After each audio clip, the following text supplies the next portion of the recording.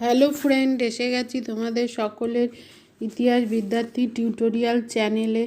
আজ আমি তোমাদের সত্যবিলোপ নীতি কী, এর দ্বারা কিভাবে ব্রিটিশ সাম্রাজ্যের বিস্তার ঘটে এই নিয়ে আলোচনা করব। আলোচনা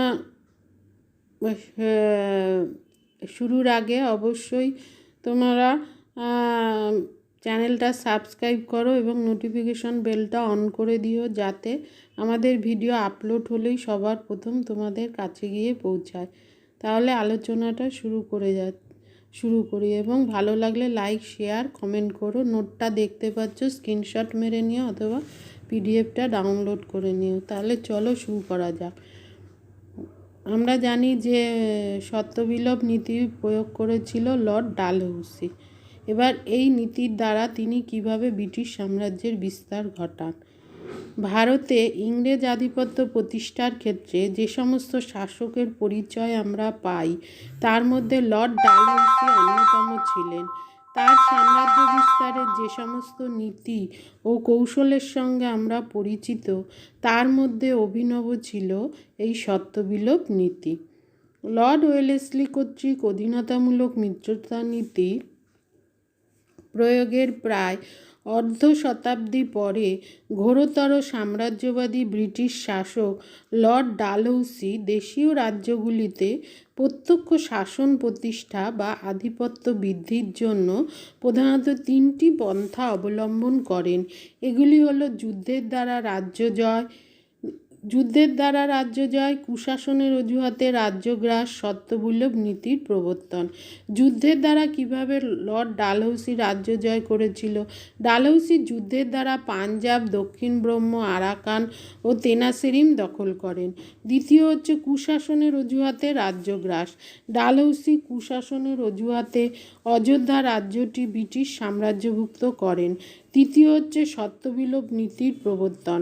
ডালহৌসি সত্যবিলোপ নীতির প্রবর্তন করে বিভিন্ন দেশীয় রাজ্য ব্রিটিশ সাম্রাজ্যভুক্ত করেন। এইবার দেশীয় রাজ্যগুলোর বিভাজন। লর্ড ডালহৌসি দেশীয় হিন্দু রাজ্যগুলোকে তিন ভাগে বিভক্ত করেন। সেগুলি হলো: প্রথম, কোম্পানির দ্বারা সৃষ্ট দেশীয় রাজ্য।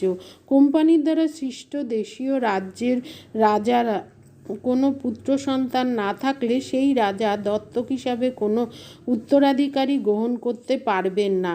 রাজার মৃত্যুর পর উত্তরাধিকারীর অভাবে সেই রাজ্য ব্রিটিশ সাম্রাজ্যভুক্ত হবে। দ্বিতীয় কি? ইংরেজ আশ্রিত করদ রাজ্য। করদ রাজ্যের রাজারা কোম্পানির অনুমতি নিয়ে দত্তক গ্রহণ করতে পারবে। কোম্পানির কাছ থেকে দত্তক গ্রহণের অনুমতি না মিললে রাজার মৃত্যুর পর উত্তরাধিকারীহীন রাজ্যটি কোম্পানির অধিকারে চলে যাবে। তৃতীয় কি? স্বাধীন দেশীয় রাজা, স্বাধীন দেশীয় রাজ্যগুলির উত্তরাধিকার সম্পর্কে ডালহৌসি কোনো পদক্ষেপ গ্রহণ করতে সক্ষম হননি। এছাড়াও নিঃসন্তান রাজার পোষ্যপুত্র রাজার মৃত্যুর পরে কোনো প্রকার পদমর্যাদা বা ভাতা পেত না। এইবার প্রয়োগ। লর্ড ডালহৌসি সত্যবিলোপ নীতির প্রয়োগ ঘটিয়ে বিভিন্ন রাজ্যের শাসন ক্ষমতা হস্তক্ষেপ করেন। 1848 খ্রিস্টাব্দ নাগাদ কোম্পানি অনুভব করে যে রাজস্বের ভার লাঘব করতে হলে দেশীয় রাজ্যগুলির উত্তরাধিকার সংক্রান্ত বিষয়ে হস্তক্ষেপ করা আবশ্যিক। সেই সময় দেশীয় রাজ্যগুলির অভ্যন্তরীণ গোলযোগ এবং রাজাদের ব্যক্তিত্বহীনতা লর্ড ডালহৌসিকে এইরূপ আগ্রাসী নীতি প্রয়োগ করতে সাহায্য করেছিল। এর পাশাপাশি 1857 খ্রিস্টাব্দে মহাবিদ্রোহ দমন করতে ব্রিটিশ সরকারের দেশীয় রাজাদের সাহায্য প্রয়োজন ছিল। এই নীতিগুলির দুটি দিক ছিল, সেগুলি হলো রাজ্য অধিকার। কিভাবে তিনি রাজ্য অধিকার করেছিলেন? আর প্রথম, 1818 খ্রিস্টাব্দে তৃতীয় ইঙ্গ মারাঠা যুদ্ধের পর পরাজিত মারাঠা নায়কদের, এরা ছিলেন সিন্ধিয়া, ভোসলে, হোলকার, গাইকোয়াড় ও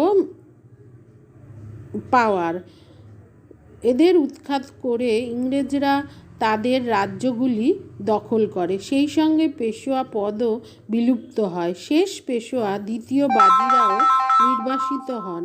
শিবাজির এক বংশধরকে সাতারা রাজ্যে প্রতিষ্ঠিত করা হয়।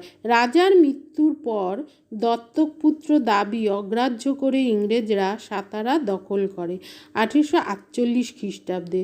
দ্বিতীয় কি 1949 খ্রিস্টাব্দে উড়িষ্যার অন্তর্গত সম্বলপুরের রাজা অপুত্রক অবস্থায় মারা গেলে এই রাজ্যটি ইংরেজ কর্তৃক অধিকৃত হয়। তৃতীয় 1849 খ্রিস্টাব্দে একই কারণে রায়পুর রাজ্য ইংরেজরা দখল করে। চতুর্থ 1853 খ্রিস্টাব্দে ঝাঁসির রাজা গঙ্গাধর রাও মারা যান। তার দত্তক পুত্র দামোদর রায়ের দাবি অগ্রাহ্য করে ঝাঁসি ইংরেজদের দখলে আসে। পঞ্চম 1854 খ্রিস্টাব্দে নাগপুর একই কারণে ইংরেজদের অধিকারভুক্ত হয়। ষষ্ঠ, এছাড়া দত্তক পুত্রের অধিকার অগ্রাহ্য করে উদয়পুর 1852 খ্রিস্টাব্দে, ভগত 1850 খ্রিস্টাব্দে ও করৌলি ইংরেজরা দখল করে। পরে ভগত ও উদয়পুর রাজ্য দুটিকে পুনরায় রাজপরিবারের হাতে ফিরিয়ে দেওয়া হয়। ডাইরেক্টর সভার নির্দেশে বড়লাট লর্ড ক্যানিং করৌলি রাজ্যটিকে ফিরিয়ে দেন। রাজার আর দ্বিতীয়টা কি, রাজার পদমর্যাদা বাতিল। সত্যবিলোপ নীতি প্রয়োগ করে ডালহৌসি কয়েকজন রাজার পদমর্যাদা ও ভাতা বাতিল করেন। পেশোয়া দ্বিতীয় বাজিরায়ের মৃত্যুর পর 1851 খ্রিস্টাব্দে তার দত্তক পুত্র নানা সাহেবের বৃত্তি ও পেশোয়া উপাধি বাতিল করা হয়।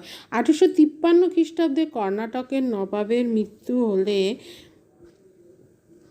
তার উত্তরাধিকারীকে বাৎসরিক বৃত্তিদান বন্ধ করা হয়। 1855 খ্রিস্টাব্দে তাঞ্জোরের রাজার মৃত্যু ঘটলে রাজা পদবি লোপ করা হয়। অর্থাৎ ডালহৌসি কীভাবে প্রয়োগ করেন? প্রথম হচ্ছে রাজ্য অধিকারের মাধ্যমে সত্যবিলোপ নীতি প্রয়োগ করেন, আর রাজার পদমর্যাদা বাতিল করে তিনি ব্রিটিশ সাম্রাজ্যের বিস্তার ঘটান। এই সত্যবিলোপ নীতি এইভাবে তিনি প্রয়োগ করেছিলেন। যদিও লর্ড ডালহৌসি এই নীতির উদ্ভাবক ছিলেন না, তথাপি এই নীতি ব্যাপকভাবে তিনি প্রয়োগ করেন। তার উদ্দেশ্য ছিল ব্রিটিশ আশ্রিত প্রজাদের কল্যাণ সাধন করা। তিনি বিশ্বাস করতেন দেশীয় শাসন অপেক্ষা ব্রিটিশ শাসন উত্তম। এই জন্য সাম্রাজ্যবাদের দ্বারা তিনি ভারতে ক্রমাগত ব্রিটিশ সাম্রাজ্যের বিস্তার ঘটান। তাহলে তো লর্ড ডালহৌসি সম্বন্ধে বলা হলো, এটা তোমরা পড়ে নিও। দেখা হচ্ছে পরবর্তী ভিডিওতে। Take care, bye. সাবধানে থেকো, ভালো থেকো, সুস্থ থেকো। আজ আসি।